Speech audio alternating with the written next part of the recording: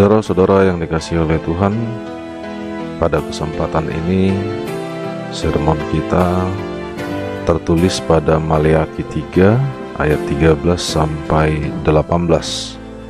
Begini bunyi firman yang tertulis di dalamnya.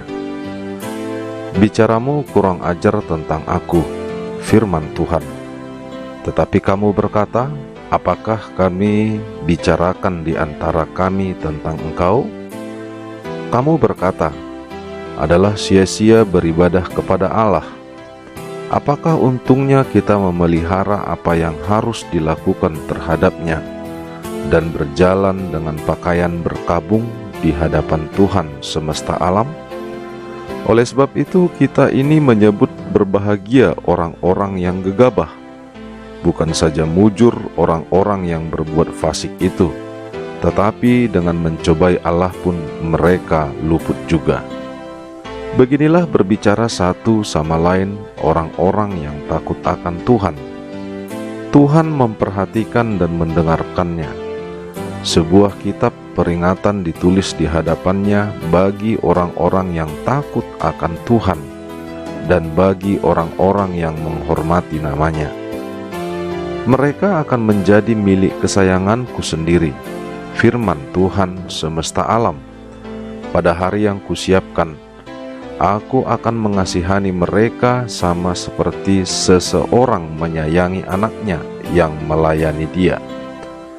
Maka kamu akan melihat kembali perbedaan antara orang benar dan orang fasik, antara orang yang beribadah kepada Allah dan orang yang tidak beribadah kepadanya.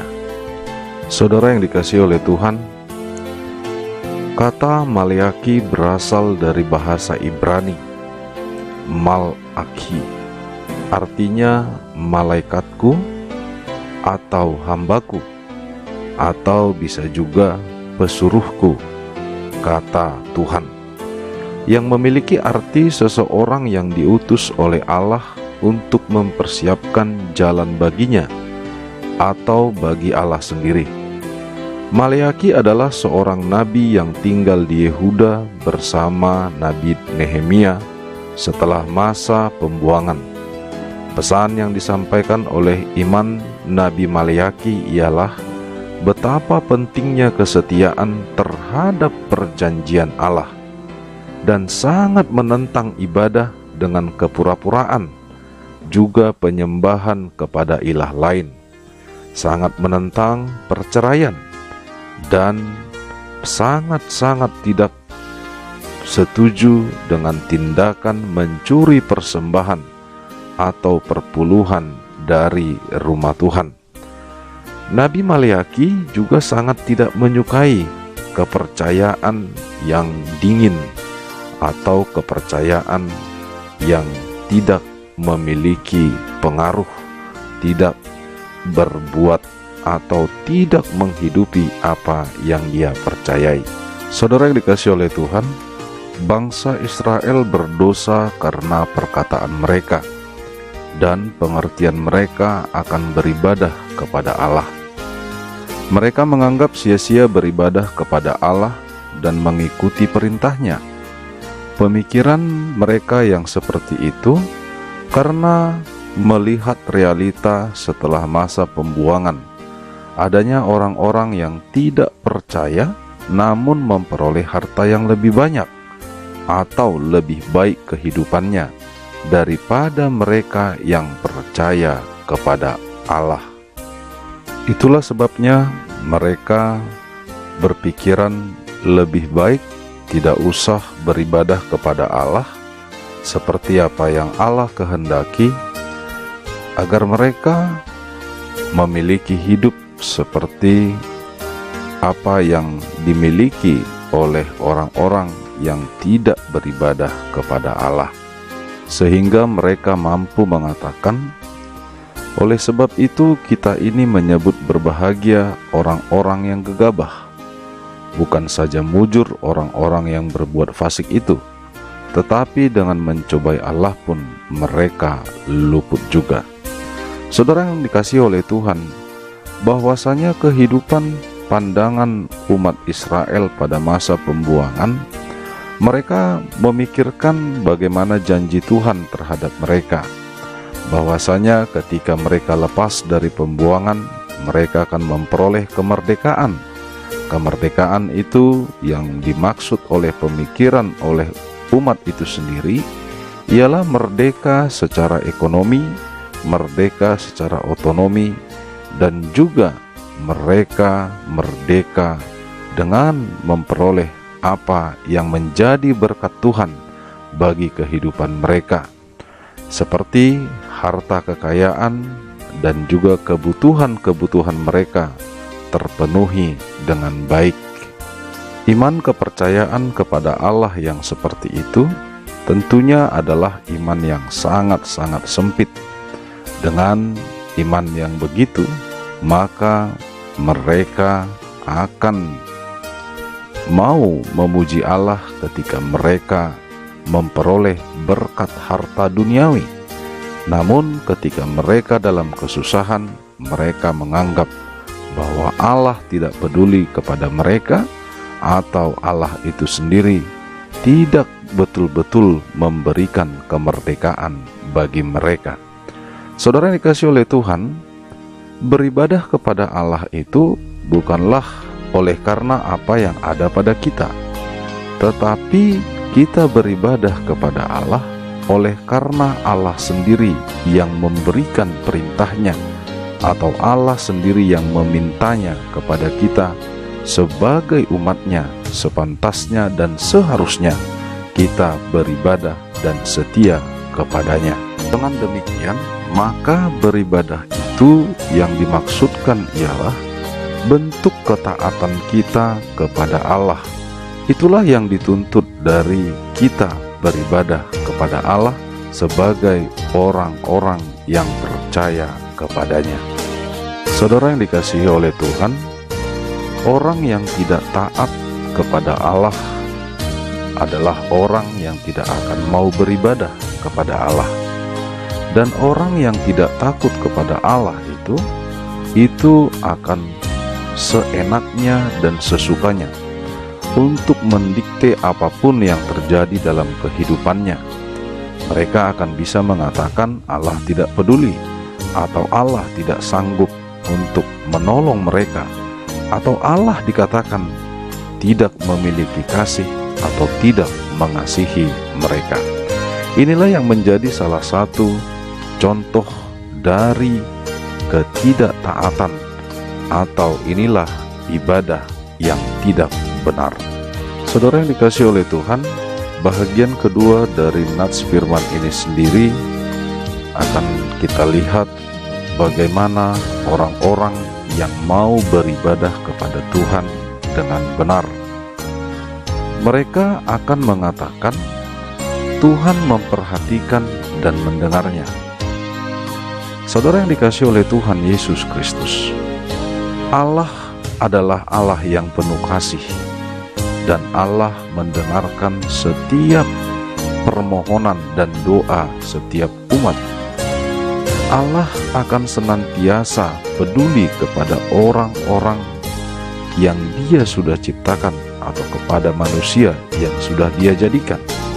Saudara yang dikasihi oleh Tuhan, bagaimana orang-orang yang takut akan Tuhan itu? Orang yang takut akan Tuhan tidak akan sesuka hatinya untuk mengatakan sesuatu hal, atau dia tidak akan sesuka hatinya untuk menyatakan apa yang tidak dikehendaki oleh Allah. Tetapi orang yang takut akan Tuhan akan senantiasa melakukan apa yang Tuhan kehendaki di dalam kehidupannya, dan akan mengatakan perkataan-perkataan yang keluar dari mulutnya adalah doa, sebab Allah Maha mendengar seruan orang-orang yang takut akan Dia. Saudara yang dikasihi oleh Tuhan Yesus Kristus, bagaimana kita sendiri sebagai umat yang dikatakan umat kesayangan Tuhan? Apakah kehidupan kita sia-sia dengan apa yang terjadi dalam kehidupan kita. Ketika kita melihat bahwasanya dunia ini penuh dengan harta benda, dunia ini penuh dengan kekayaannya, namun apakah ketika kita mengikuti Tuhan itu sendiri dengan melakukan apa yang Tuhan kehendaki, dan Tuhan menyatakan kita adalah milik kesayangannya, apakah kita menjadi orang yang miskin atau orang yang tidak memiliki apa-apa? Bukankah ketika harta dunia ini adalah sementara? Bukankah apa yang kita lihat pada dunia ini itu juga hanya sementara? Sebab segala sesuatunya yang ada di dunia ini adalah fana. Namun kita adalah orang-orang yang dikasihi Tuhan dan yang sudah memperoleh kasih-Nya. Tuhan akan mempersiapkan segala sesuatu yang terbaik bagi orang-orang yang takut akan Dia. Saudara yang dikasihi oleh Tuhan Yesus Kristus, firman itu yang dikatakan pada nats ini, "Aku akan mengasihani mereka sama seperti seorang menyayangi anaknya yang melayani dia." Bagaimana kasih seorang orang tua kepada anaknya yang baik? Bagaimana kasih seorang tua kepada anaknya yang patuh dan taat dan mau mengikuti apa yang dianjurkan oleh orang tuanya? Tentu saja kasihnya luar biasa. Seorang orang tua yang baik akan rela memberikan hidupnya demi kehidupan anak-anaknya. Apalagi kehidupan dan perilaku anak-anaknya adalah perilaku yang mau dan taat untuk mengikuti apa yang dikatakan oleh orang tuanya. Demikian halnya ketika Allah menyatakan Dia adalah Bapa bagi orang-orang yang percaya, dan kita berhak memanggil Bapa sebab kita adalah orang-orang yang percaya kepada Tuhan. Saudara yang dikasihi oleh Tuhan Yesus Kristus, ketika kita melihat bagaimana seorang yang dikatakan beribadah kepada Tuhan dengan benar, yang beribadah kepada Tuhan yang benar adalah orang-orang yang memiliki rasa takut akan Tuhan. Takut akan Tuhan akan membuat kita berbuat apa yang dikehendaki Tuhan. Takut akan Tuhan akan mendorong kita untuk selalu takut untuk tidak berbuat apa yang dikehendaki Tuhan, tetapi kita akan senantiasa melakukan apa yang baik seperti apa yang Tuhan kehendaki di dalam kehidupan kita. Oleh karenanya demikian juga dengan beribadah. Ibadah yang dimaksud bukanlah hanya ibadah dengan pemujian penyembahan atau patuh terhadap apa yang sudah digariskan Allah pada hari-hari yang boleh kita pakai, seperti pada hari Minggu. Tetapi alangkah sia-sianya ibadah pada hari Minggu ketika kita tidak menghidupi apa yang sudah ditentukan oleh Allah, ketika kita tidak setia untuk melakukan pada kehidupan kita sehari-hari apa yang dikehendaki Allah bagi kehidupan kita. Oleh karenanya, saudara yang dikasihi oleh Tuhan Yesus Kristus, itulah yang disampaikan pada ayat 18. Maka kamu akan melihat kembali perbedaan antara orang benar dan orang fasik, antara orang beribadah kepada Allah dan orang yang tidak beribadah kepadanya. Dari nats ini kita boleh melihat bahwasanya orang yang benar akan beribadah kepada Allah. Orang yang beribadah kepada Allah akan bertindak benar dan akan menjadi orang yang benar. Sebaliknya, orang yang tidak beribadah kepadanya atau yang beribadah kepada ilah lain akan menjadi orang fasik, dan sebaliknya orang fasik juga adalah orang-orang yang tidak beribadah kepada Allah yang sebenarnya atau Allah semesta alam. Saudara yang dikasihi oleh Tuhan, apa yang boleh kita lihat dari nats ini sendiri? Pada kehidupan kita, kita melihat apakah dengan adanya orang kaya dan orang miskin itu menunjukkan bahwa Allah tidak adil?